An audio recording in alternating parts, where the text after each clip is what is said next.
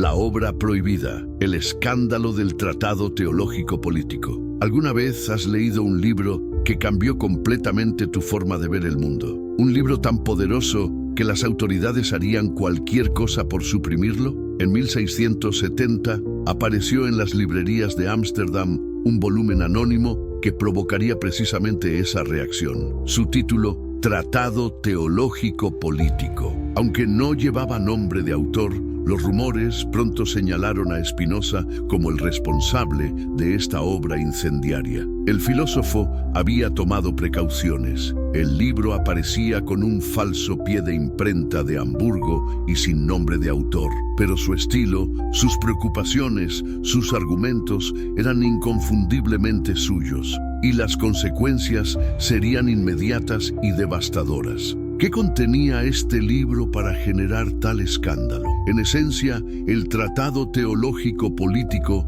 atacaba simultáneamente dos pilares fundamentales de la sociedad europea del siglo XVII: la autoridad de las Escrituras como palabra literal de Dios y el derecho divino de los gobernantes para imponer creencias religiosas. Imagina el atrevimiento. En una época donde la Biblia era considerada la palabra infalible de Dios, Spinoza se atrevió a proponer que debía ser leída como cualquier otro documento histórico, sujeto a las mismas técnicas de análisis crítico. ¿Te has preguntado alguna vez por las contradicciones internas de la Biblia, por las diferentes versiones de los mismos eventos, por los anacronismos históricos? Spinoza no solo se lo preguntó, sino que construyó toda una metodología para analizar racionalmente los textos sagrados. El tratado contiene la primera aplicación sistemática de lo que hoy llamaríamos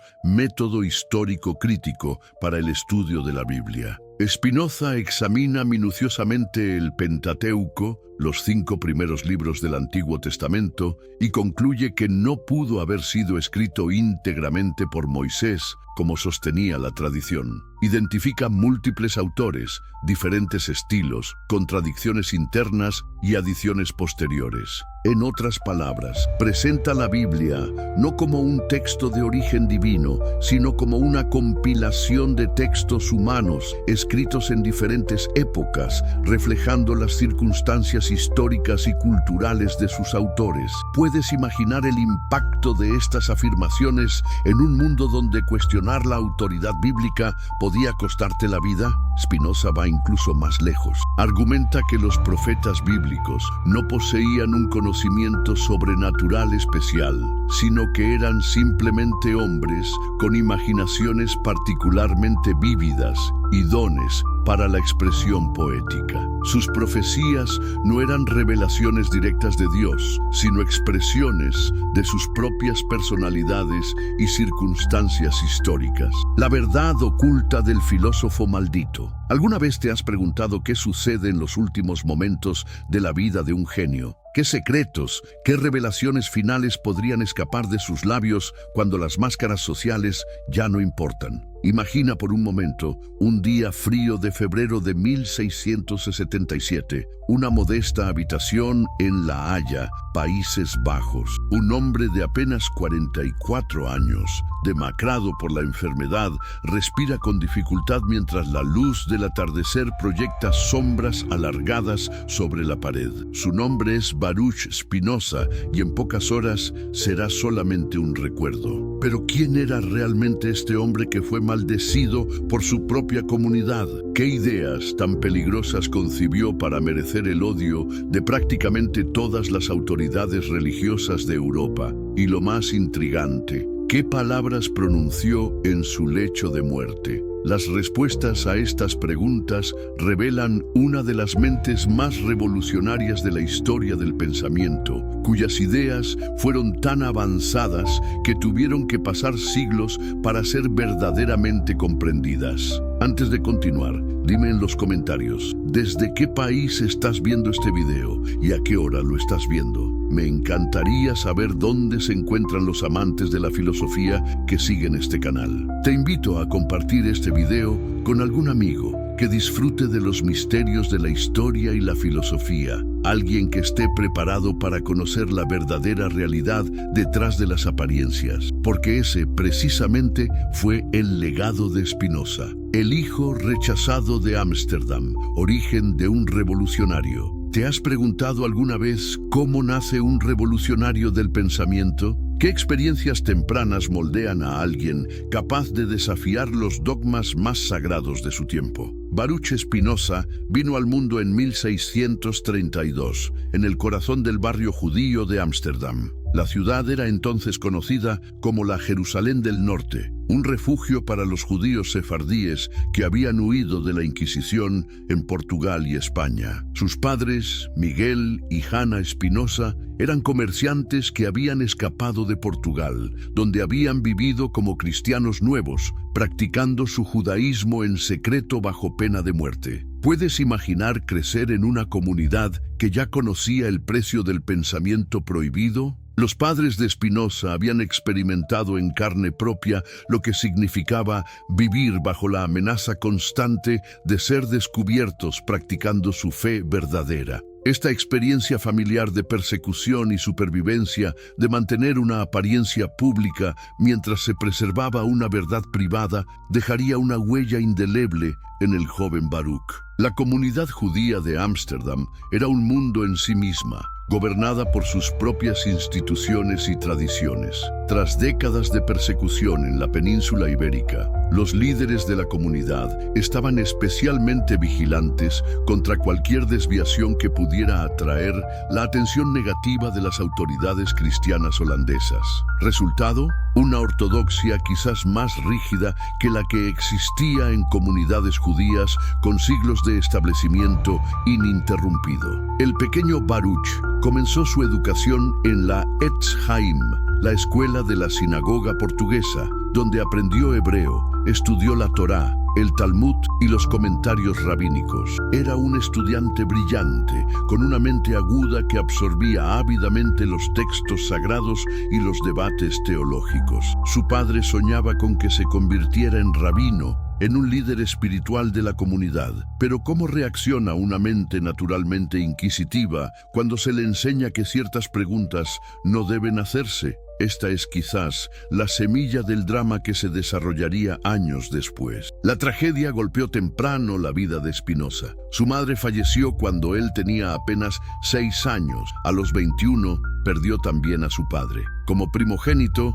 Baruch heredó el negocio familiar de importación y exportación de frutos secos, especias y otros productos mediterráneos. Junto con su hermano Gabriel, intentó mantener a flote la empresa, aunque su corazón ya estaba en otro lugar. Los libros, las ideas, el conocimiento. Ámsterdam en el siglo XVII no era solo un centro comercial floreciente, sino también un crisol intelectual donde las ideas circulaban junto con las mercancías. La ciudad atraía a pensadores, científicos y librepensadores de toda Europa. Aunque la comunidad judía intentaba mantener cierto aislamiento cultural para preservar sus tradiciones, era imposible sellar herméticamente las fronteras del pensamiento. ¿Te has preguntado alguna vez qué ocurre cuando descubres un mundo nuevo de ideas que contradice todo lo que te han enseñado a creer?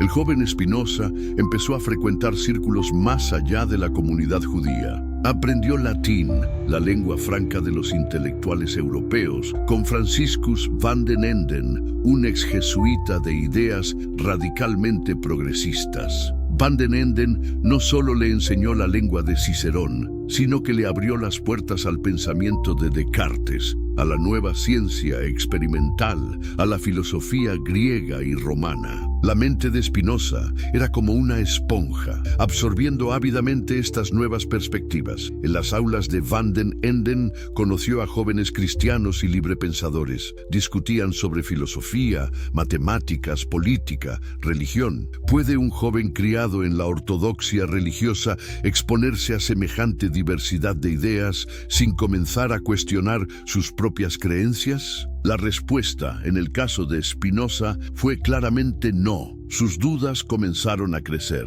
Primero fueron preguntas aparentemente inocentes sobre interpretaciones de pasajes bíblicos. Luego, cuestionamientos más profundos sobre la naturaleza de Dios, sobre los milagros, sobre la elección del pueblo judío. Spinoza comenzó a reunirse con otros jóvenes judíos inquietos intelectualmente. Formaron un círculo de discusión donde abordaban temas que serían considerados heréticos por los rabinos. ¿Puedes sentir la tensión creciendo? Por un lado, una comunidad traumatizada por siglos de persecución, temerosa de cualquier desviación que pudiera provocar el rechazo de la sociedad cristiana circundante. Por otro, un joven brillante cuya mente ya no podía confinarse dentro de los límites estrechos de la ortodoxia. Los rumores comenzaron a circular. Se decía que Spinoza cuestionaba la autenticidad de la Torá como palabra literal de Dios, que negaba la inmortalidad del alma, que rechazaba la idea de los judíos como pueblo elegido. Los líderes de la sinagoga estaban alarmados. Intentaron primero el diálogo, ofreciéndole incluso una pensión anual si moderaba sus opiniones, o al menos las mantenía para sí mismo. Pero Spinoza no era alguien que pudiera comprometer la verdad como él la entendía. ¿Cómo podría un hombre que comenzaba a ver el universo como una expresión necesaria de la naturaleza divina, regida por leyes inmutables, aceptar los relatos de milagros y revelaciones sobrenaturales? ¿Cómo podría alguien que veía a Dios en cada aspecto de la naturaleza, en cada ley matemática, en cada principio racional, aceptar la idea de un Dios antropomórfico que premiaba y castigaba según el cumplimiento de rituales específicos? La confrontación era inevitable y llegó el 27 de julio de 1656, cuando Spinoza tenía solo 23 años. Ese día, la comunidad judía de Ámsterdam pronunció contra él el cherem, la excomunión más severa posible. El documento, que aún se conserva, es escalofriante. Por decreto de los ángeles y la sentencia de los santos, excomulgamos, expulsamos, maldecimos y condenamos a Baruch de Spinoza. Maldito sea de día y maldito sea de noche. Maldito sea cuando se acuesta y maldito sea cuando se levanta. Ordenamos que nadie mantenga con él comunicación oral o escrita, que nadie le preste ningún favor, que nadie permanezca con él bajo el mismo techo o a menos de 4 codos de él, que nadie lea nada escrito o transcrito por él. ¿Puedes imaginar el impacto de estas palabras en un joven de 23 años? De un día para otro, Spinoza perdió su comunidad, su familia, sus amigos de infancia, su herencia cultural, su modo de vida. Todas las puertas se cerraron para él. Su propio hermano Gabriel, temeroso del contagio social de la excomunión, se negó a pagarle la parte que le correspondía de la herencia paterna. Pero lo que podría haber destruido a un espíritu menos fuerte, forjó en Spinoza una resolución inquebrantable. Abandonó el barrio judío, cambió su nombre de Baruch, bendito en hebreo, a Benedictus, su equivalente en latín, y se dedicó a pulir lentes para instrumentos ópticos, una profesión que le permitiría mantenerse modestamente mientras desarrollaba su sistema filosófico. ¿Te has preguntado alguna vez qué se siente al perderlo todo por mantenerse fiel a la verdad? Spinoza lo experimentó en carne propia. Y quizás fue precisamente esta experiencia radical de ruptura la que le permitió construir un sistema filosófico completamente nuevo, libre de las ataduras del pensamiento tradicional. La excomunión de Spinoza no fue solo un drama personal, fue un momento decisivo en la historia del pensamiento occidental, porque al cortar todos los vínculos con su comunidad, Spinoza quedó en libertad para desarrollar una de las filosofías más originales y revolucionarias que el mundo haya conocido. Y aquí surge la pregunta: ¿fue la excomunión una maldición o paradójicamente una liberación? ¿Qué habría sido de Spinoza si hubiera permanecido dentro de los confines de la ortodoxia judía? ¿Habríamos conocido alguna vez sus ideas revolucionarias? Lo que es seguro es que aquel joven expulsado de su comunidad estaba a punto de crear un sistema filosófico que sacudiría los cimientos mismos del pensamiento religioso y filosófico de Occidente. Y todo comenzó con una pregunta fundamental. ¿Qué es realmente Dios? La construcción de un sistema filosófico revolucionario. Dios y naturaleza. ¿Has sentido alguna vez que las explicaciones tradicionales sobre Dios, el universo y nuestra existencia no encajan perfectamente? ¿Que hay contradicciones que nadie parece querer abordar? Imagina ahora a un joven Spinoza, liberado de las restricciones dogmáticas, pero con una mente formada en la rigurosa tradición interpretativa judía, enfrentándose a estas mismas preguntas fundamentales. Tras su excomunión, Spinoza comenzó a trabajar en un sistema filosófico completamente nuevo. Un sistema que no pretendía simplemente reformar o actualizar ideas existentes, sino que reimaginaba por completo la relación entre Dios, la naturaleza y los seres humanos. Lo verdaderamente revolucionario de su pensamiento puede resumirse en 3 palabras latinas: Deus sive natura, Dios, o lo que es lo mismo, la naturaleza. ¿Qué significa realmente esta frase que escandalizó a Europa? Para entenderlo, debemos abandonar la imagen familiar de un Dios personal, un ser separado del mundo con voluntad propia, que premia y castiga, que crea el universo según un plan y que interviene en él mediante milagros. Ese Dios antropomórfico, tan presente en las tradiciones judaica, cristiana e islámica, simplemente no existe en el sistema spinozista. En su lugar, Spinoza propone algo mucho más radical. Dios es la totalidad de la existencia. Dios es la única sustancia que existe y todo lo que existe es una modificación o expresión de esa sustancia divina. La naturaleza no es una creación de Dios, es una expresión necesaria de la esencia divina. ¿Te das cuenta de la magnitud de esta ruptura? No hay un Dios creador separado de su creación. Hay una única sustancia infinita que se expresa a través de infinitos atributos, de los cuales los seres humanos solo pueden percibir 2, el pensamiento y la extensión, materia. ¿Te preguntas cómo llegó Spinoza a esta conclusión tan alejada de las concepciones religiosas tradicionales? Partió de definiciones y axiomas aparentemente simples, como haría un geómetra demostrando un teorema. Su obra maestra, La ética demostrada según el orden geométrico, comienza definiendo a Dios como un ser absolutamente infinito, es decir, una sustancia que consta de infinitos atributos, cada uno de los cuales expresa una esencia eterna e infinita. De esta definición y de otros axiomas lógicos, Spinoza deriva todo su sistema con un rigor matemático implacable. Si Dios es infinito, argumenta, no puede haber nada fuera de Dios, porque esto limitaría su infinitud. Por lo tanto, todo lo que existe debe ser parte de Dios, expresiones o modos de la sustancia divina. El universo entero, con todas sus leyes naturales, es simplemente el despliegue necesario de la naturaleza divina. ¿Y qué sucede con los milagros, esos eventos sobrenaturales tan importantes en las tradiciones religiosas? Para Spinoza, simplemente no existen. Lo que llamamos milagros son solo eventos naturales cuyas causas desconocemos. Las leyes de la naturaleza son inmutables, porque son expresiones de la naturaleza inmutable de Dios. Si Dios pudiera suspender estas leyes para realizar milagros, estaría actuando contra su propia naturaleza, lo cual es imposible. ¿Empiezas a ver por qué estas ideas eran tan peligrosas? Spinoza estaba desmantelando las bases mismas de la autoridad religiosa.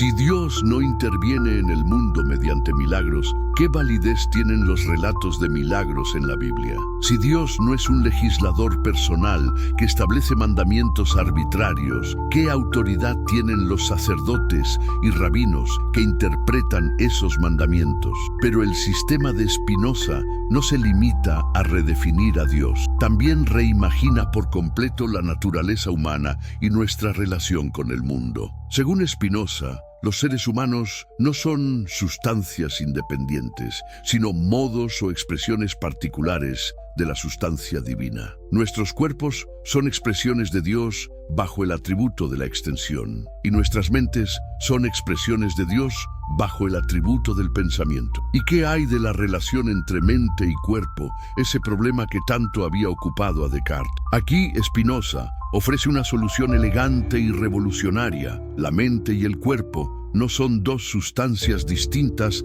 que interactúan misteriosamente, como creía Descartes. Son dos aspectos o expresiones diferentes de la misma realidad, como dos lados de una misma moneda. Lo que sucede en el cuerpo tiene su correlato en la mente, y viceversa, no porque uno cause al otro, sino porque ambos son expresiones paralelas de un mismo estado de la sustancia divina, visto bajo diferentes atributos. Esta visión tiene consecuencias profundas para nuestra comprensión del libre albedrío. ¿Has pensado alguna vez si tus decisiones son realmente libres o están determinadas por causas que desconoces? Para Spinoza, la sensación de libre albedrío es una ilusión que surge de nuestra ignorancia de las causas que determinan nuestros deseos y acciones. Somos tan libres como una piedra que si tuviera conciencia mientras cae, creería que cae porque quiere caer. ¿Significa esto que Spinoza niega la libertad humana? No exactamente. Redefine lo que significa ser libre. La verdadera libertad, según Spinoza, no consiste en la ausencia de causas que determinen nuestras acciones, sino en actuar de acuerdo con las necesidades de nuestra propia naturaleza, comprendiendo las causas que nos determinan. Somos más libres cuanto mejor comprendemos la cadena causal que determina nuestros deseos y acciones. Esta comprensión está íntimamente ligada a su teoría del conocimiento. Spinoza distingue tres tipos de conocimiento: la opinión o imaginación, conocimiento confuso basado en percepciones sensoriales y testimonio; la razón, conocimiento de las propiedades comunes de las cosas; y la intuición intelectual, conocimiento directo de las esencias singulares. ¿Has experimentado alguna vez un momento de claridad absoluta donde sientes que comprendes la estructura profunda de algo? Eso se acercaría a lo que Spinoza llama intuición intelectual, el nivel más alto de conocimiento. Para él, este conocimiento supremo es el conocimiento de Dios, o lo que es lo mismo, el conocimiento de la naturaleza en su estructura fundamental.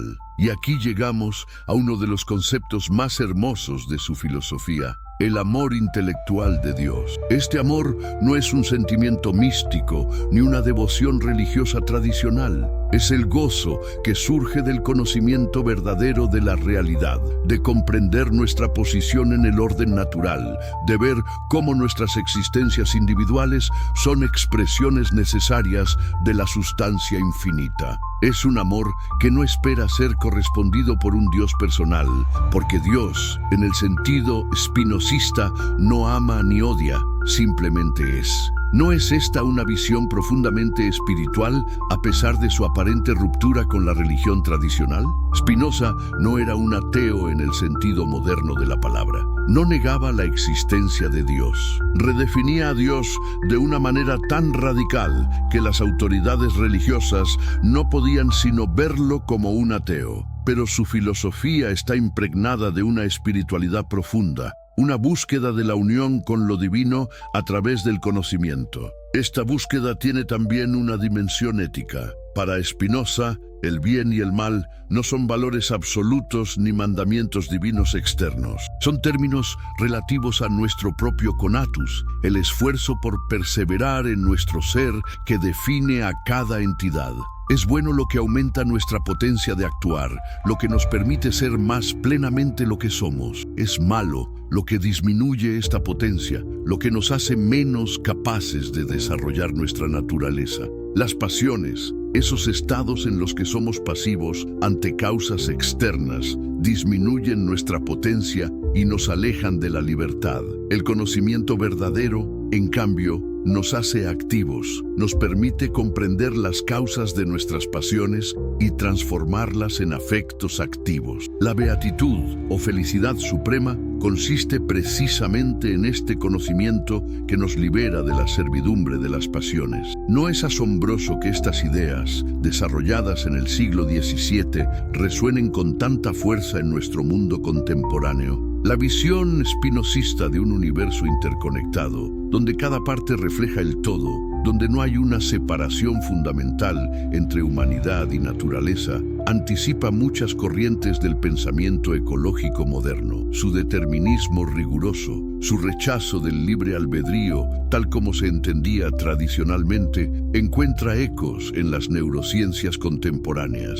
Su ética basada en el desarrollo de la potencia individual y colectiva ha inspirado a movimientos emancipatorios a lo largo de los siglos. Pero en su época, estas ideas eran tan revolucionarias que Spinoza no se atrevió a publicar su Ética en vida. La mantuvo en círculos privados, compartiendo manuscritos solo con amigos de confianza. Sabía que en un mundo donde Giordano Bruno había sido quemado en la hoguera por ideas menos radicales, la prudencia era esencial. Sin embargo, no pudo contenerse por completo. En 1670 publicó anónimamente su Tratado Teológico Político, una obra que, aunque no revelaba todo su sistema, ya contenía críticas devastadoras a la religión revelada y a la autoridad bíblica. Este tratado provocaría un escándalo inmediato y sería prohibido casi inmediatamente. Pero esa es otra historia que abordaremos en la siguiente sección. ¿Te has preguntado alguna vez cómo sería vivir completamente de acuerdo con la razón, libre de supersticiones y temores infundados? Spinoza no solo se lo preguntó, construyó un sistema filosófico completo para responder a esta pregunta. Y aunque probablemente nunca alcanzó la beatitud perfecta que describía en su Ética, su vida fue un testimonio de coherencia entre pensamiento y acción. ¿Desde qué país estás siguiendo esta historia fascinante? ¿Y has pensado en alguien que podría disfrutar conociendo estas ideas revolucionarias? Comparte este video con esa persona que sabes que disfruta del pensamiento profundo. Quizás, como sucedió con las ideas de Spinoza, una pequeña semilla plantada hoy pueda germinar en una comprensión transformadora mañana. El artesano detrás del filósofo. ¿Alguna vez te has preguntado cómo vivía realmente un filósofo revolucionario del siglo XVII? ¿Cómo era su día a día, lejos de las grandes ideas que plasmaba en el papel?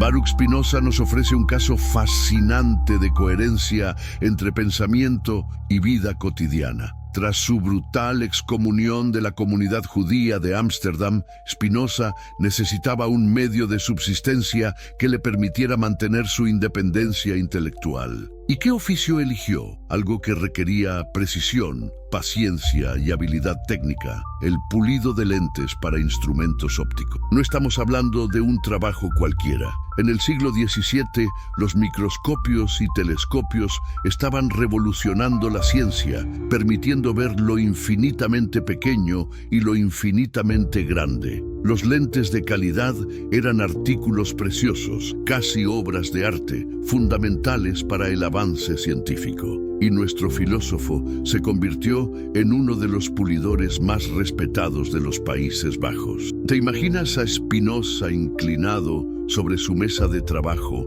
con polvo de vidrio flotando en el aire de su pequeña habitación? Sus manos, que por las tardes escribirían revolucionarias ideas sobre Dios y el universo, por las mañanas trabajaban meticulosamente en piezas de cristal que permitirían a otros ver más allá de lo evidente. ¿No es esta una hermosa metáfora de su propia filosofía? Su reputación como artesano llegó a los círculos científicos más importantes de Europa. El célebre científico Christian Huygens, uno de los más destacados de su tiempo, elogió la calidad excepcional de los lentes producidos por Spinoza. Incluso llegó a recomendar sus lentes a la Royal Society de Londres, la institución científica más prestigiosa de la época. ¿No es fascinante que este pensador considerado hereje y peligroso fuera al mismo tiempo un artesano valorado por la élite científica europea? Pero este oficio,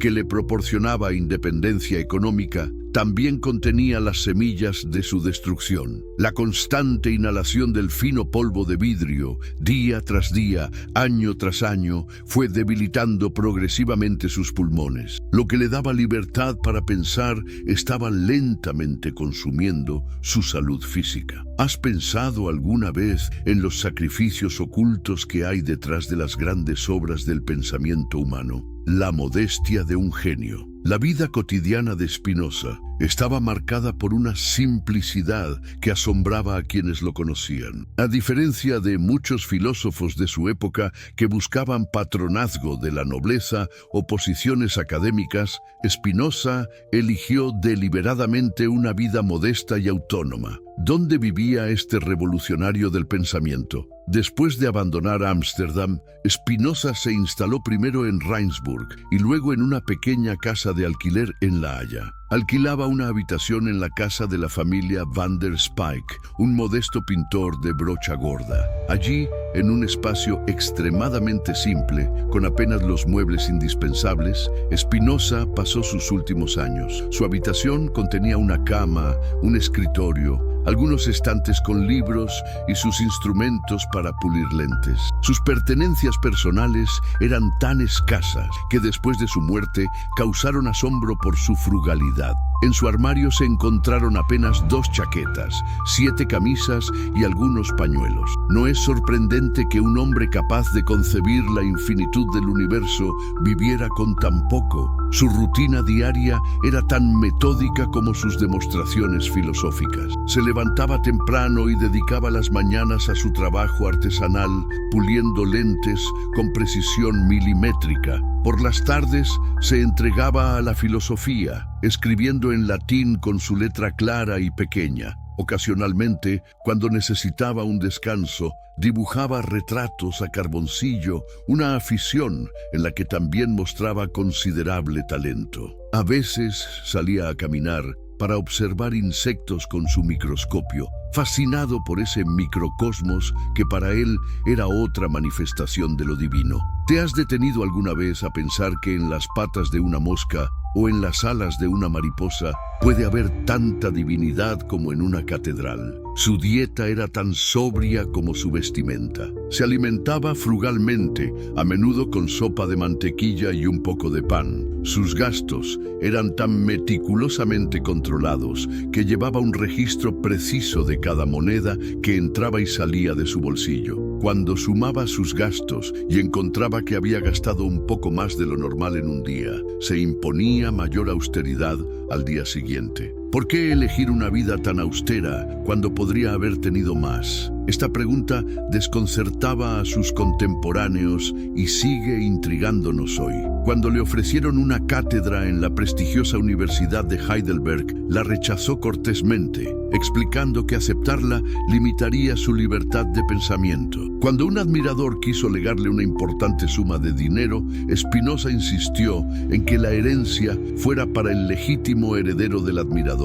Era como si supiera que la verdadera riqueza residía en la libertad de su mente, no en sus posesiones materiales. Y amistades en un mundo hostil. ¿Cómo era el círculo social de un hombre excomulgado por los judíos, condenado por los católicos y despreciado por los protestantes? Sorprendentemente, a pesar de su reputación de hereje peligroso, Spinoza cultivó amistades profundas y significativas que perduraron hasta el final de su vida. Su círculo más íntimo estaba formado por personas de diversos orígenes y ocupaciones. Entre ellos destacaba Lodewijk Meyer, médico y literato, uno de sus amigos más fieles que estaría presente en sus últimos momentos. También Yarik Yeles, un comerciante menonita que financió la publicación de sus primeras obras. Johannes Baufmeister, médico. Y Simon de Vries, otro comerciante que intentó sin éxito convencer a Spinoza de aceptar una pensión anual para dedicarse exclusivamente a la filosofía. Estos amigos formaban lo que podríamos llamar un círculo espinosista secreto, que se reunía periódicamente para discutir sus ideas revolucionarias. A través de ellos, los manuscritos de Spinoza circulaban clandestinamente entre intelectuales de toda Europa, mucho antes de que se atrevieran a publicarlos. ¿Te imaginas estas reuniones clandestinas donde se discutían ideas que podían llevar a sus participantes a la cárcel o incluso a la muerte? Era una época en que pensar libremente sobre Dios y la religión podía costarte todo. Y sin embargo, estos hombres se reunían, debatían y preservaban el pensamiento de un hombre que se atrevía a cuestionar toda la tradición teológica occidental. Pero el círculo de conexiones de Spinoza no se limitaba a sus amigos cercanos.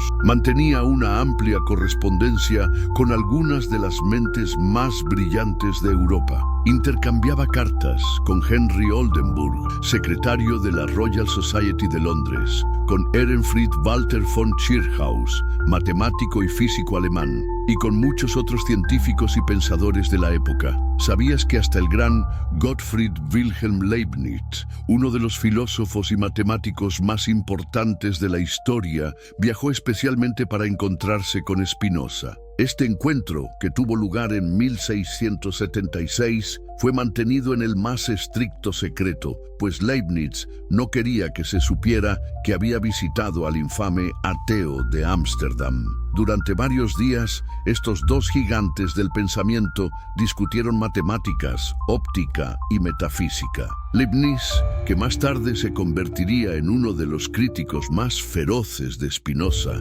nunca admitió públicamente cuánto había aprendido de aquel a quien luego denunciaría. Las relaciones de Spinoza con sus anfitriones, la familia van der Speyk, son particularmente reveladoras de su carácter. A pesar de la enorme distancia intelectual que los separaba, Spinoza trataba a esta modesta familia con genuino afecto y respeto. Conversaba amenamente con ellos por las noches, discutiendo incluso sobre los sermones dominicales a los que asistían. Les aconsejaba sobre sus pequeños problemas cotidianos y ocasionalmente dibujaba retratos de los miembros de la familia. La señora van der Speyk le preguntó una vez si ella podría salvarse siguiendo su religión. Spinoza, en lugar de intentar convertirla a sus propias ideas radicales, le respondió con una gentileza que revela mucho sobre su carácter. Su religión es buena, no necesita buscar otra, ni dudar de que con ella alcanzará la salvación, siempre que, además de ser devota, lleve una vida pacífica y virtuosa. ¿No es fascinante esta combinación de radicalismo intelectual y tolerancia personal? El mismo hombre que en privado desmantelaba los fundamentos teológicos del cristianismo, respetaba profundamente la fe sincera de una mujer sencilla. Esta capacidad para separar sus convicciones filosóficas de sus relaciones personales nos muestra una faceta poco conocida de su carácter. Sus contemporáneos describían a Spinoza como un hombre afable, cortés y con un fino sentido del humor. Lejos de la imagen del filósofo torturado o del hereje amargado, quienes lo conocieron personalmente hablan de su serenidad, su paciencia para escuchar y su capacidad para expresar las ideas más complejas con claridad y sencillez. ¿Desde qué país estás siguiendo esta fascinante historia? ¿Y a qué hora has encontrado tiempo para sumergirte en la vida de este extraordinario pensador? Me encantaría saberlo en los comentarios. Y si conoces a alguien que disfrute de historias de personajes que desafiaron las convenciones de su tiempo, comparte este video con ellos. Quizás, como Spinoza, encuentren en estas ideas un camino hacia una comprensión más profunda de la realidad. La enfermedad silenciosa. La salud de Spinoza nunca fue robusta. Desde joven, mostraba signos de lo que hoy identificaríamos como tuberculosis, una enfermedad común en la Europa del siglo XVII, pero su condición se vio gravemente agravada por su profesión. ¿Has pensado alguna vez en el costo físico de la artesanía antes de la era industrial? El pulido de lentes implicaba la inhalación constante de partículas microscópicas de vidrio y abrasivos minerales. Día tras día, año tras año, estos diminutos fragmentos se iban depositando en sus pulmones, exacerbando su predisposición a la enfermedad respiratoria. Los primeros síntomas serios comenzaron a manifestarse en la década de 1670. La tos persistente, los episodios de fiebre, la pérdida gradual de peso, la creciente dificultad para respirar. El diagnóstico médico de la época hablaría de tisis o consunción, términos que englobaban diversas afecciones pulmonares que hoy distinguiríamos con mayor precisión. ¿Qué tratamientos podía ofrecer la medicina del siglo XVII para una enfermedad como esta? Básicamente, paliativo. Infusiones de hierbas, sangrías ocasionales, que probablemente hacían más daño que bien, reposo, pero nada que pudiera detener el avance inexorable de la enfermedad. A pesar de su deterioro físico, Spinoza mantuvo una disciplina intelectual admirable. Incluso cuando su respiración se hacía cada vez más laboriosa, continuaba puliendo lentes por la mañana y escribiendo filosofía por la tarde. Era como si estuviera en una carrera contra el tiempo, consciente de que sus días estaban contados y determinado a completar su obra antes del final. ¿Te has preguntado alguna vez con qué claridad percibes tu propia mortalidad? Spinoza, el filósofo que concebía el universo como expresión necesaria de la sustancia divina, donde todo sucede por necesidad absoluta, debió enfrentar su propio deterioro físico con la misma mirada lúcida con que analizaba los fenómenos naturales. Para él, su enfermedad no era un castigo divino, como algunos de sus detractores sugerirían maliciosamente, sino simplemente el desarrollo necesario de causas naturales. A finales de 1676, su salud comenzó a deteriorarse más rápidamente. El invierno de 1676-1677 fue particularmente duro en los Países Bajos, con temperaturas extremadamente bajas que resultaban especialmente perjudiciales para alguien con su condición pulmonar. Cada respiración en el aire frío era un suplicio para sus pulmones dañados. Su médico y amigo, Lodewijk Meyer, lo visitaba con creciente frecuencia, observando con impotencia profesional y dolor personal el deterioro de su amigo. La medicina de la época tenía poco que ofrecer contra una enfermedad pulmonar avanzada. A medida que sus fuerzas disminuían, Spinoza comenzó a prepararse meticulosamente para el final. Organizó sus manuscritos, dio instrucciones precisas sobre cuáles podían ser publicados después de su muerte y cuáles debían permanecer inéditos. Era consciente de que su obra maestra, la Ética, sería demasiado radical para ser publicada mientras él viviera, pero quería asegurarse de que sobreviviera a su muerte física. Los últimos días del filósofo. El deterioro final fue rápido y dramático. El 20 de febrero de 1677, Spinoza aún se sentía lo suficientemente bien como para bajar las escaleras y conversar con sus anfitriones, la familia Van der Speyck. Discutieron el sermón que la familia había escuchado ese domingo en la iglesia. Nadie, ni siquiera el propio Spinoza, parecía anticipar que el fin estaba tan cerca. La mañana del 21 de febrero, Spinoza se levantó como de costumbre. La familia Van der Speyck salió para ir al mercado, dejándolo solo en la casa. Cuando regresaron, encontraron a Spinoza muy debilitado. Inmediatamente enviaron un mensaje al médico más cercano, que resultó ser Lodewijk Meyer, el amigo y confidente del filósofo. ¿Qué pensamientos cruzaron por la mente de Spinoza en esas últimas horas? Contempló su vida, marcada por el rechazo y la soledad, pero también por la libertad intelectual y amistades sinceras. Repasó mentalmente su sistema filosófico, satisfecho de haber construido una visión coherente del universo. O tal vez, como todos los seres humanos ante la muerte, sintió simplemente miedo e incertidumbre. Meyer llegó alrededor del mediodía. Según el testimonio posterior de la familia Van der Spieck, el médico ordenó que se preparara un caldo de gallina nutritivo para fortalecer al enfermo. Spinoza lo tomó con aparente apetito y los Van der Spieck, algo más tranquilos, asistieron al servicio religioso de la tarde, dejando al filósofo al cuidado de su médico. ¿Te has preguntado alguna vez qué ocurre en la habitación de un moribundo cuando solo queda un testigo? Lo que sucedió exactamente entre Meyer y Spinoza durante esas horas permanecerá para siempre en el misterio. Lo que sí sabemos es que cuando la familia regresó de la iglesia, se encontraron con que Baruch Spinoza, el filósofo que había reimaginado a Dios y el universo, había fallecido. Nadie más que Meyer había estado presente en el momento de su muerte. El filósofo tenía apenas 44 años. La enfermedad había consumido prematuramente a uno de los pensadores más originales de la historia, pero su obra estaba a salvo, lista para sobrevivir a su cuerpo mortal y germinar en las mentes de generaciones futuras.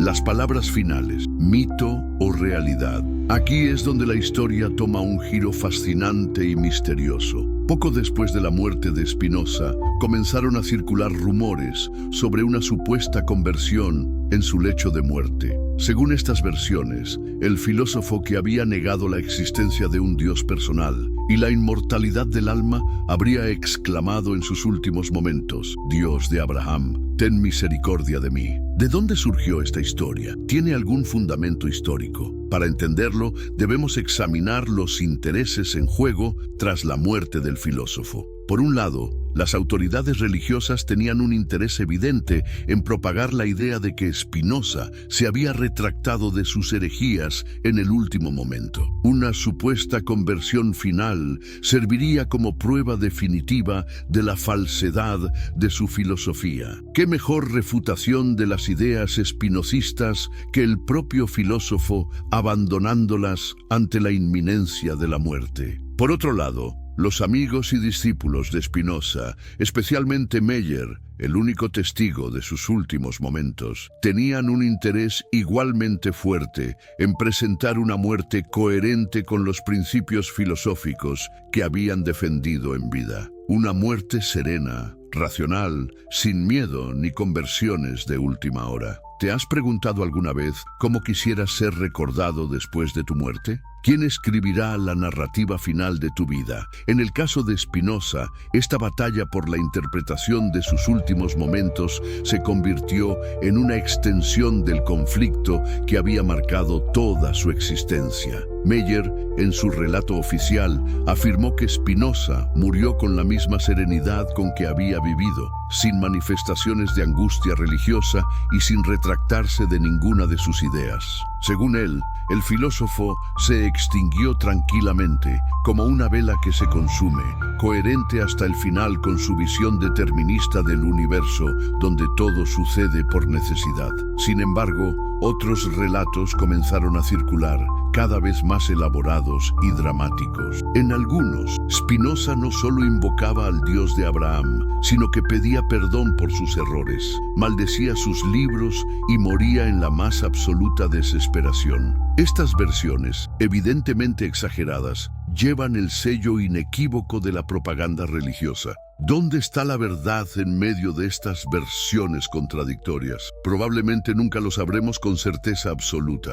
La habitación donde murió Spinoza se ha convertido en uno de esos espacios misteriosos de la historia donde la verdad objetiva se nos escapa para siempre. Lo que sí sabemos es que las supuestas palabras de arrepentimiento contradicen todo lo que sabemos sobre el carácter de Spinoza y sobre la coherencia inquebrantable entre su vida y su pensamiento. El hombre que había soportado la excomunión, el aislamiento y la condena universal por mantenerse fiel a sus convicciones, se habría derrumbado en el último momento. Un funeral discreto y un legado explosivo. El funeral de Spinoza fue tan modesto como su vida, sin ceremonias religiosas elaboradas, sin elogios fúnebres, sin el reconocimiento público que su genio merecía. 6 carruajes siguieron su féretro hasta la Nieuwe Kerk, iglesia nueva de La Haya, donde fue enterrado. La ubicación exacta de su tumba original se ha perdido con el tiempo. Un símbolo quizás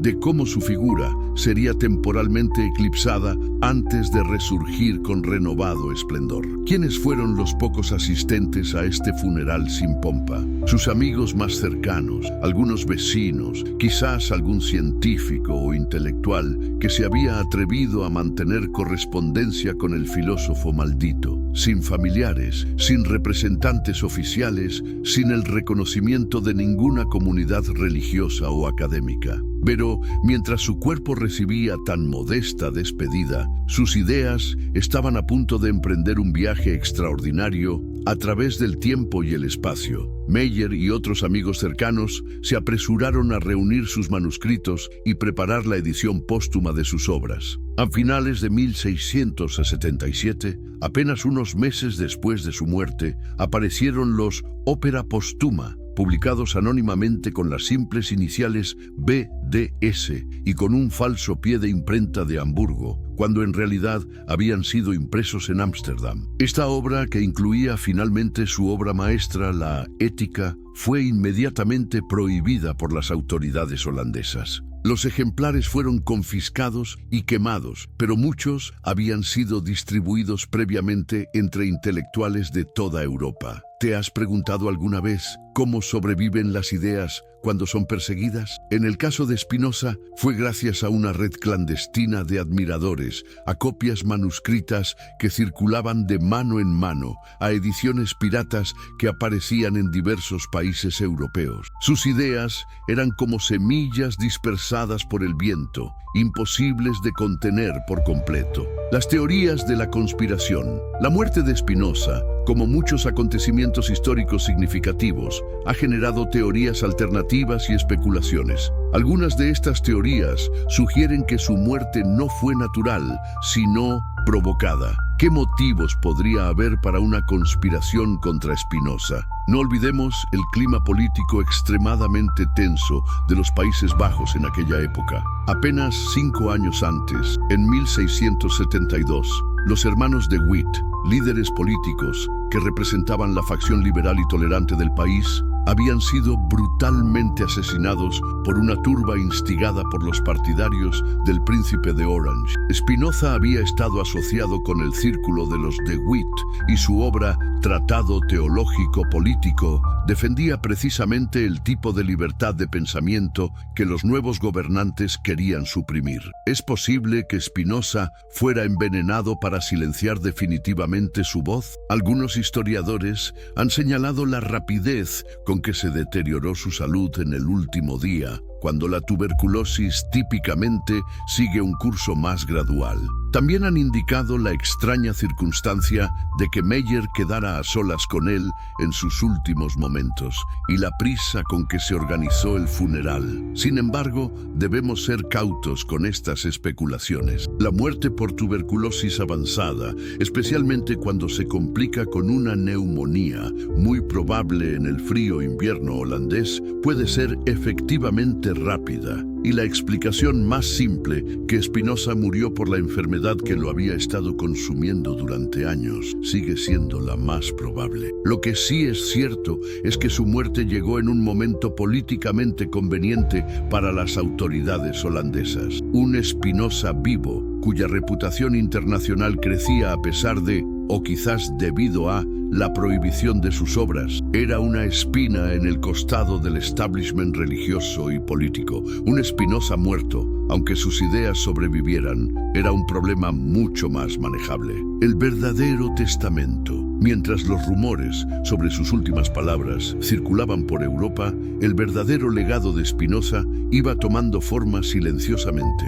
Su último testamento material fue tan modesto como su vida. Dejó algunas prendas de ropa, sus instrumentos para pulir lentes, una pequeña colección de libros y sus manuscritos inéditos. Entre sus pertenencias se encontró un sello con la inscripción Caute, cuidado, y la imagen de una rosa con espinas. Este emblema, que Spinoza utilizaba para sellar sus cartas, resume perfectamente su actitud vital. La búsqueda de la belleza y la verdad, la rosa, requiere prudencia y precaución, las espinas, en un mundo hostil al pensamiento libre. Pero ¿cuál fue su verdadero testamento para la humanidad? Sin duda, sus manuscritos meticulosamente preparados para la publicación póstuma. Spinoza sabía que sus ideas eran demasiado revolucionarias para ser aceptadas en su tiempo, pero tenía plena confianza en que encontrarían mentes receptivas en generaciones futuras. Y no se equivocó. Aunque sus obras fueron oficialmente condenadas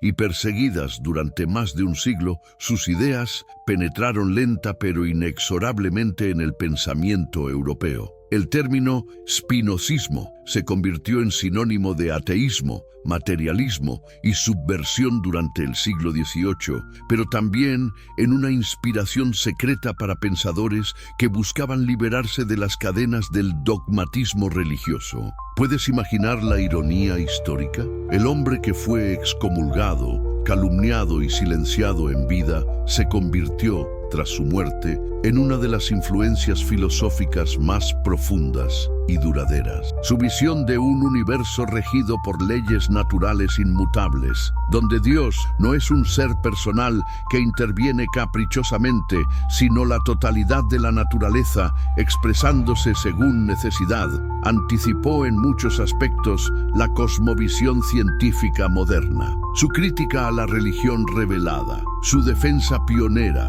de la libertad de pensamiento, su concepción de una ética basada en la comprensión racional de nuestros afectos en lugar del miedo al castigo divino. Todas estas ideas, tan escandalosas en el siglo XVII, han ido ganando terreno con el paso de los siglos. ¿No es fascinante cómo algunas ideas necesitan siglos para ser comprendidas y aceptadas? Goethe diría más tarde que nadie ha refutado a Spinoza, porque nadie ha sido capaz de seguirlo. Y Einstein, cuando le preguntaron si creía en Dios, respondió: creo en el Dios de Spinoza, que se revela en la armonía de todo lo que existe. Las supuestas palabras finales de Spinoza en su lecho de muerte probablemente nunca pasaron de ser un mito, una desesperada tentativa de sus detractores para desacreditar una filosofía revolucionaria que amenazaba los cimientos del pensamiento tradicional. El verdadero testamento de Baruch Spinoza no fueron palabras murmuradas en un oscuro cuarto de La Haya, sino los manuscritos meticulosamente preparados que explotaron como bombas intelectuales en los siglos posteriores. Su visión de un universo racional, de una ética basada en la comprensión y no en el miedo, de una política fundamentada en la libertad de pensamiento, continúa inspirando a mentes libres. Irónicamente, el hombre que fue excomulgado, perseguido y difamado en vida, se volvió inmortal precisamente por haber negado la inmortalidad del alma individual. Su verdadera inmortalidad reside en la persistencia de sus ideas, que continúan desafiando, inspirando e iluminando nuestra comprensión del mundo, de la sociedad y de nosotros mismos. En nuestro mundo contemporáneo, de polarización religiosa e ideológica, quizás necesitamos más que nunca el mensaje de Spinoza. La búsqueda de la verdad a través de la razón, la comprensión de las causas de nuestros afectos y la libertad que viene no de hacer lo que queremos, sino de entender por qué queremos lo que queremos. ¿Desde qué país estás viendo este video? ¿Y a qué hora lo estás viendo? Me encantaría saber dónde se encuentran los amantes de la filosofía que siguen este canal. Te invito a compartir este video con algún amigo que disfrute de los misterios de la historia y la filosofía, alguien que esté preparado para conocer la verdadera realidad detrás de las apariencias, porque ese, precisamente, fue el legado de Spinoza. ¿Alguna vez te has preguntado qué sucede en los últimos momentos de la vida de un genio? ¿Qué secretos, qué revelaciones finales podrían escapar de sus labios cuando las máscaras sociales ya no importan y la verdad emerge sin filtros? Imagina por un momento un día frío de febrero de 1677, una modesta habitación en La Haya, Países Bajos. Un hombre de apenas 44 años, demacrado por la enfermedad, respira con dificultad mientras la luz del atardecer proyecta sombras alargadas sobre la pared. Su nombre es Baruch Spinoza y en pocas horas será solamente un recuerdo. Pero ¿quién era realmente este hombre que fue maldecido por su propia comunidad? ¿Qué ideas tan peligrosas concibió para merecer el odio de prácticamente todas las autoridades religiosas de Europa? Y lo más intrigante, ¿qué palabras pronunció en su lecho de muerte? Las respuestas a estas preguntas revelan una de las mentes más revolucionarias de la historia del pensamiento, cuyas ideas fueron tan avanzadas que tuvieron que pasar siglos para ser verdaderamente comprendidas. Antes de continuar, dime en los comentarios, ¿desde qué país estás viendo este video y a qué hora lo estás viendo? Me encantaría saber dónde se encuentran los amantes de la filosofía que siguen este canal. Te invito a compartir este video con algún amigo que disfrute de los misterios de la historia y la filosofía. Alguien que esté preparado para conocer la verdadera realidad detrás de las apariencias, porque ese precisamente fue el legado de Spinoza, el hijo rechazado de Ámsterdam, origen de un revolucionario. ¿Te has preguntado alguna vez cómo nace un revolucionario del pensamiento? ¿Qué experiencias tempranas moldean a alguien capaz de desafiar los dogmas más sagrados de su tiempo? Baruch Spinoza vino al mundo en 1632, en el corazón del barrio judío de Ámsterdam. La ciudad era entonces conocida como la Jerusalén del Norte, un refugio para los judíos sefardíes que habían huido de la Inquisición en Portugal y España. Sus padres, Miguel y Hanna Spinoza, eran comerciantes que habían escapado de Portugal, donde habían vivido como cristianos nuevos, practicando su judaísmo en secreto bajo pena de muerte. ¿Puedes imaginar crecer en una comunidad que ya conocía el precio del pensamiento prohibido? Los padres de Spinoza habían experimentado en carne propia lo que significaba vivir bajo la amenaza constante de ser descubiertos practicando su fe verdadera. Esta experiencia familiar de persecución y supervivencia, de mantener una apariencia pública mientras se preservaba una verdad privada, dejaría una huella indeleble en el joven Baruch. La comunidad judía de Ámsterdam era un mundo en sí misma, gobernada por sus propias instituciones y tradiciones. Tras décadas de persecución en la península ibérica, los líderes de la comunidad estaban especialmente vigilantes contra cualquier desviación que pudiera atraer la atención negativa de las autoridades cristianas holandesas. El resultado era una ortodoxia quizás más rígida que la que existía en comunidades judías con siglos de establecimiento ininterrumpido. El pequeño Baruch comenzó su educación en la Etz Haim, la escuela de la sinagoga portuguesa, donde aprendió hebreo, estudió la Torá, el Talmud y los comentarios rabínicos. Era un estudiante brillante, con una mente aguda que absorbía ávidamente los textos sagrados y los debates teológicos. Su padre soñaba con que se convirtiera en rabino, en un líder espiritual de la comunidad. Pero ¿qué sucede cuando una mente naturalmente inquisitiva se encuentra con la enseñanza de que ciertas preguntas no deben hacerse? Esta es quizás la semilla del drama que se desarrollaría años después. La tragedia golpeó temprano la vida de Spinoza. Su madre falleció cuando él tenía apenas 6 años. A los 21 perdió también a su padre. Como primogénito, Baruch heredó el negocio familiar de importación y exportación de frutos secos, especias y otros productos mediterráneos. Junto con su hermano Gabriel, intentó mantener a flote la empresa, aunque su corazón ya estaba en otro lugar: los libros, las ideas, el conocimiento. Ámsterdam, en el siglo XVII, no era solo un centro comercial floreciente, sino también un crisol intelectual donde las ideas circulaban junto con las mercancías. La ciudad atraía a pensadores, científicos y librepensadores de toda Europa. Aunque la comunidad judía intentaba mantener cierto aislamiento cultural para preservar sus tradiciones, era imposible sellar herméticamente las fronteras del pensamiento. ¿Te has preguntado alguna vez qué ocurre cuando descubres un mundo nuevo de ideas que contradice todo lo que te han enseñado a creer?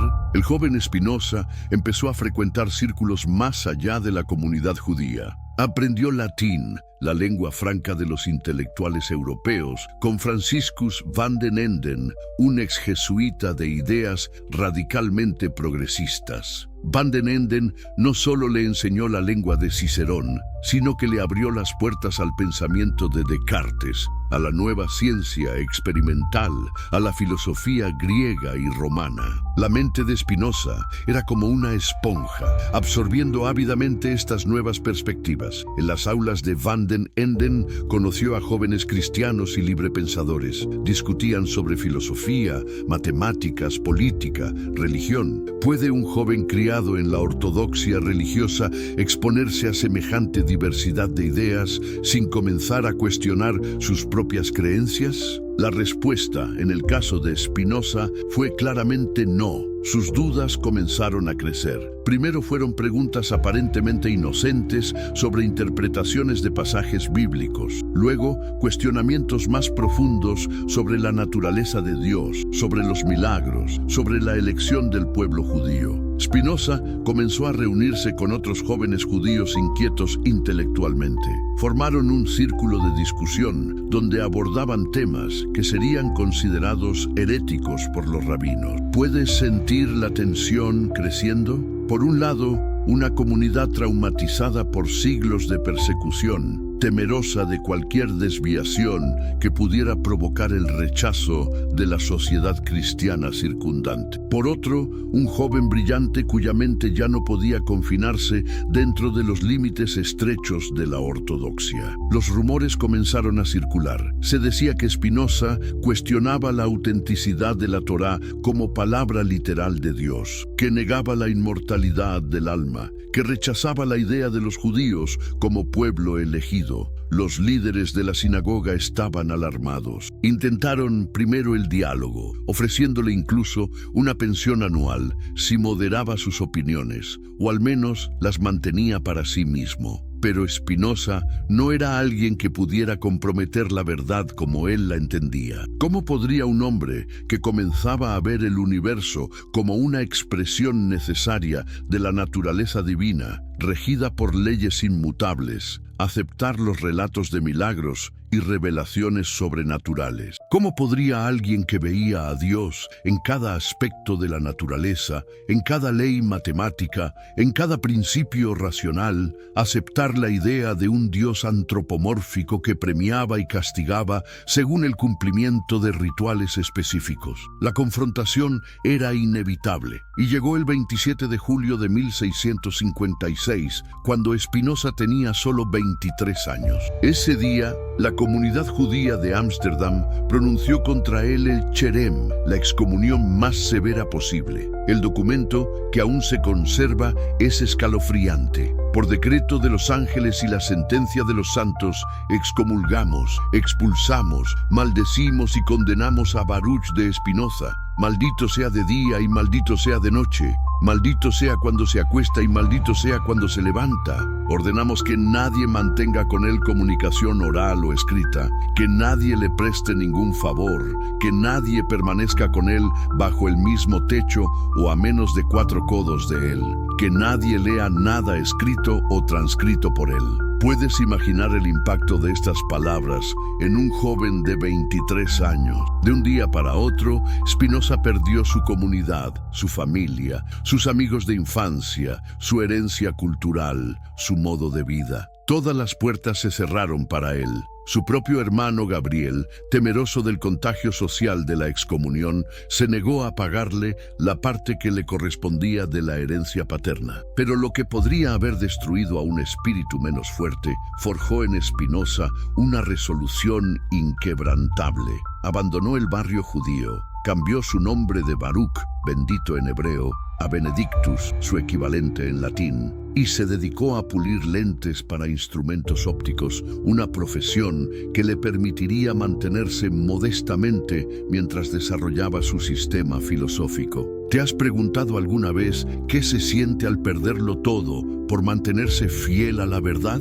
Spinoza lo experimentó en carne propia, y quizás fue precisamente esta experiencia radical de ruptura la que le permitió construir un sistema filosófico completamente nuevo, libre de las ataduras del pensamiento tradicional. La excomunión de Spinoza no fue solo un drama personal, fue un momento decisivo en la historia del pensamiento occidental, porque al cortar todos los vínculos con su comunidad, Spinoza quedó en libertad para desarrollar una de las filosofías más originales y revolucionarias que el mundo haya conocido. Y aquí surge la pregunta: ¿fue la excomunión una maldición o paradójicamente una liberación? ¿Qué habría sido de Spinoza si hubiera permanecido dentro de los confines de la ortodoxia judía? ¿Habríamos conocido alguna vez sus ideas revolucionarias? Lo que es seguro es que aquel joven expulsado de su comunidad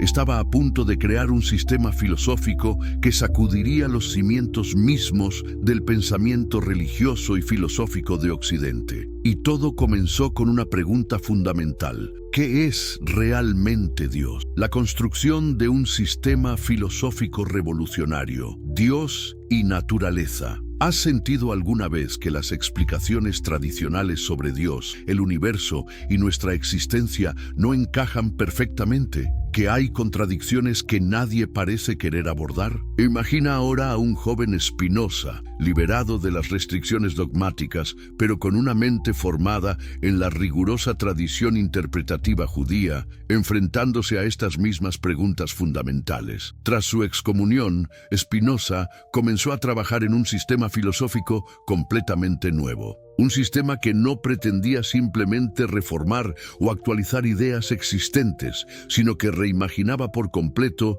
la relación entre Dios, la naturaleza y los seres humanos. Lo verdaderamente revolucionario de su pensamiento puede resumirse en 3 palabras latinas: Deus sive natura, Dios, o lo que es lo mismo, la naturaleza. ¿Qué significa realmente esta frase que escandalizó a Europa? Para entenderlo, debemos abandonar la imagen familiar de un Dios personal, un ser separado del mundo con voluntad propia, que premia y castiga, que crea el universo según un plan y que interviene en él mediante milagros. Ese Dios antropomórfico, tan presente en las tradiciones judaica, cristiana e islámica, simplemente no existe en el sistema spinozista. En su lugar, Spinoza propone algo mucho más radical. Dios es la totalidad de la existencia. Dios es la única sustancia que existe, y todo lo que existe es una modificación o expresión de esa sustancia divina. La naturaleza no es una creación de Dios, es una expresión necesaria de la esencia divina. ¿Te das cuenta de la magnitud de esta ruptura? No hay un Dios creador separado de su creación. Hay una única sustancia infinita que se expresa a través de infinitos atributos, de los cuales los seres humanos solo pueden percibir 2: el pensamiento y la extensión, materia. ¿Te preguntas cómo llegó Spinoza a esta conclusión tan alejada de las concepciones religiosas tradicionales? Partió de definiciones y axiomas aparentemente simples, como haría un geómetra demostrando un teorema. Su obra maestra, La ética demostrada según el orden geométrico, comienza definiendo a Dios como un ser absolutamente infinito, es decir, una sustancia que consta de infinitos atributos, cada uno de los cuales expresa una esencia eterna e infinita. De esta definición y de otros axiomas lógicos, Spinoza deriva todo su sistema con un rigor matemático implacable. Si Dios es infinito, argumenta, no puede haber nada fuera de Dios, porque esto limitaría su infinitud. Por lo tanto, todo lo que existe debe ser parte de Dios, expresiones o modos de la sustancia divina. El universo entero con todas sus leyes naturales, es simplemente el despliegue necesario de la naturaleza divina. ¿Y qué sucede con los milagros, esos eventos sobrenaturales tan importantes en las tradiciones religiosas? Para Spinoza, simplemente no existen. Lo que llamamos milagros son solo eventos naturales cuyas causas desconocemos. Las leyes de la naturaleza son inmutables, porque son expresiones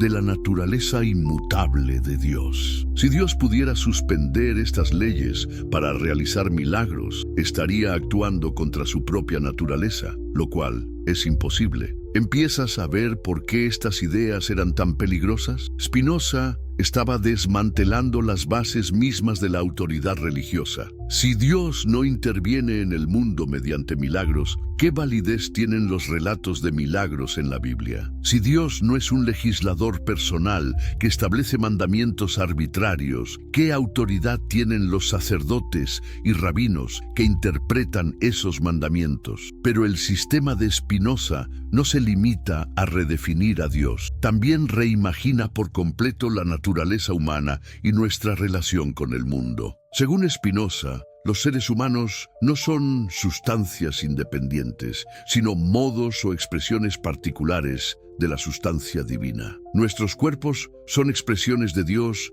bajo el atributo de la extensión, y nuestras mentes son expresiones de Dios bajo el atributo del pensamiento. ¿Y qué hay de la relación entre mente y cuerpo, ese problema que tanto había ocupado a Descartes? Aquí Spinoza ofrece una solución elegante y revolucionaria. La mente y el cuerpo no son dos sustancias distintas que interactúan misteriosamente, como creía Descartes. Son dos aspectos o expresiones diferentes de la misma realidad, como dos lados de una misma moneda. Lo que sucede en el cuerpo tiene su correlato en la mente, y viceversa, no porque uno cause al otro, sino porque ambos son expresiones paralelas de un mismo estado de la sustancia divina, visto bajo diferentes atributos. Esta visión tiene consecuencias profundas para nuestra comprensión del libre albedrío. ¿Has pensado alguna vez si tus decisiones son realmente libres o están determinadas por causas que desconoces?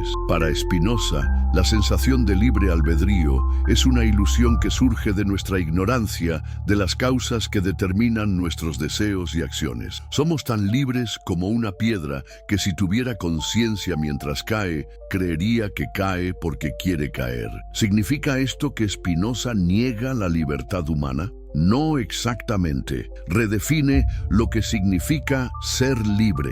La verdadera libertad, según Spinoza, no consiste en la ausencia de causas que determinen nuestras acciones, sino en actuar de acuerdo con las necesidades de nuestra propia naturaleza, comprendiendo las causas que nos determinan.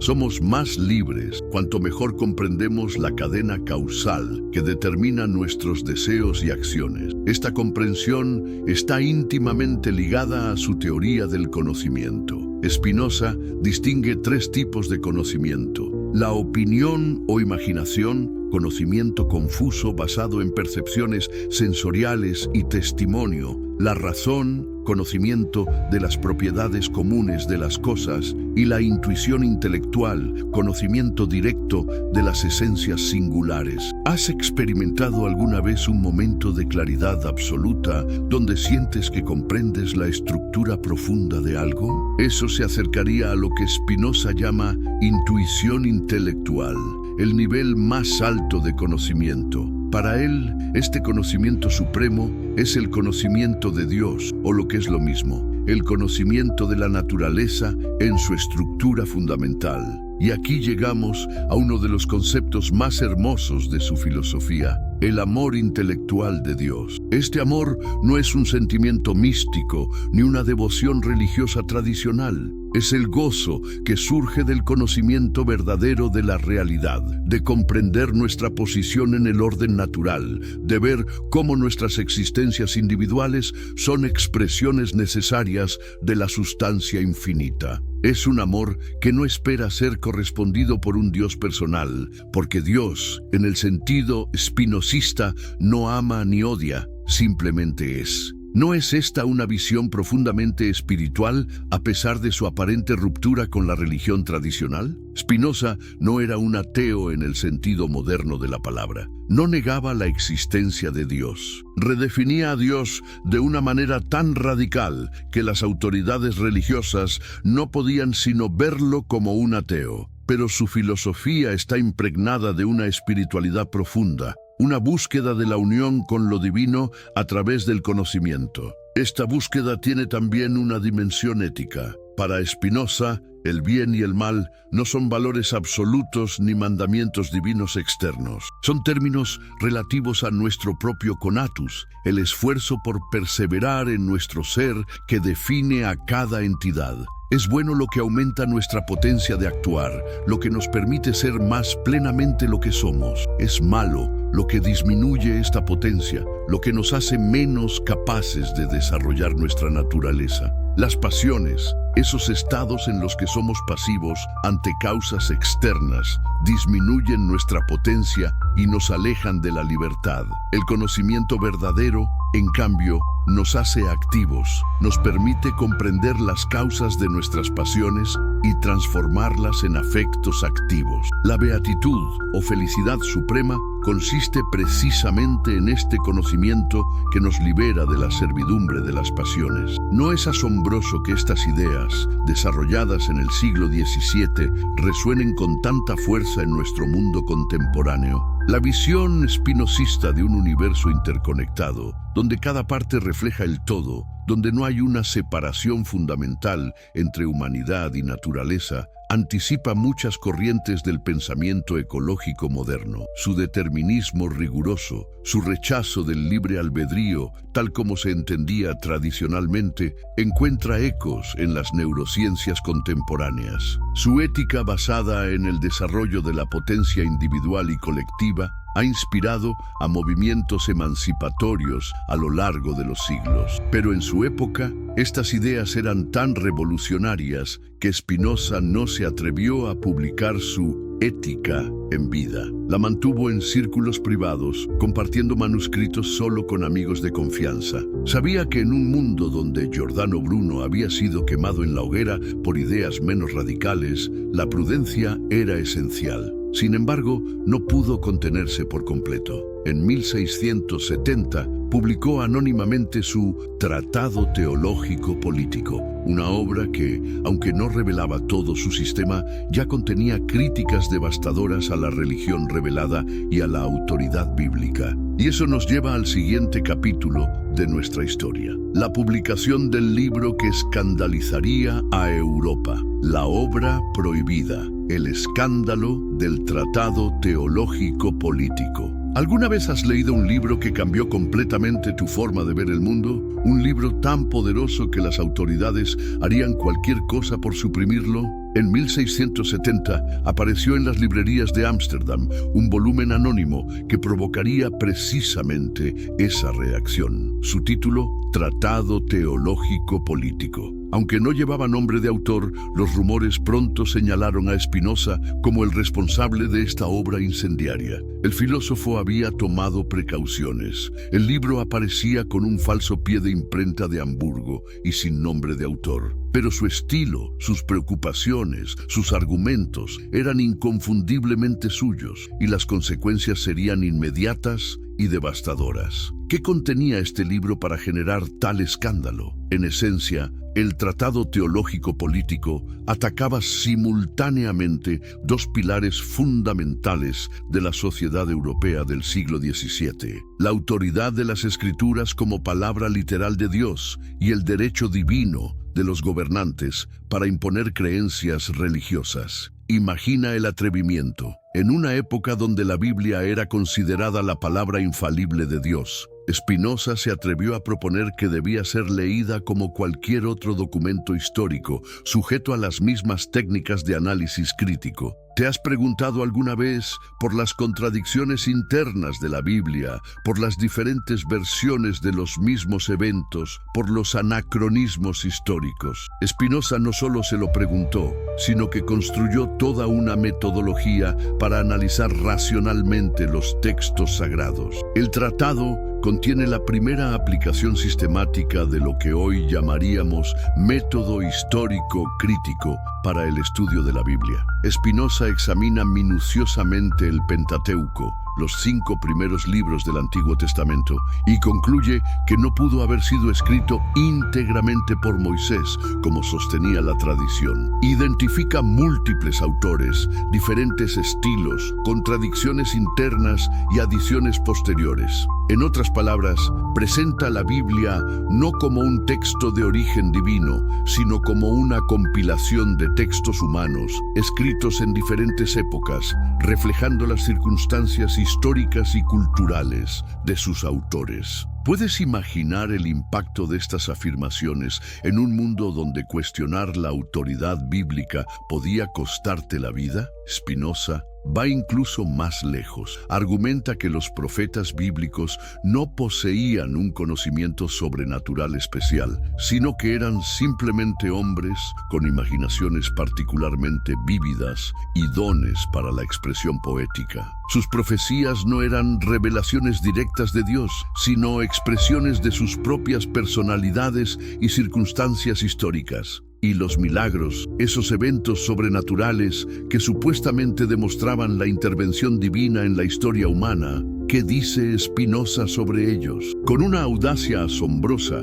declara que los milagros, entendidos como violaciones de las leyes naturales, son simplemente imposibles. Si Dios es idéntico a la naturaleza y las leyes naturales son expresiones de la esencia divina, entonces Dios no puede violar estas leyes sin contradecir su propia naturaleza. Los milagros, por tanto, solo pueden ser fenómenos naturales cuyas causas desconocemos, o bien relatos exagerados o mal interpretados. ¿Te das cuenta del potencial explosivo de estas ideas?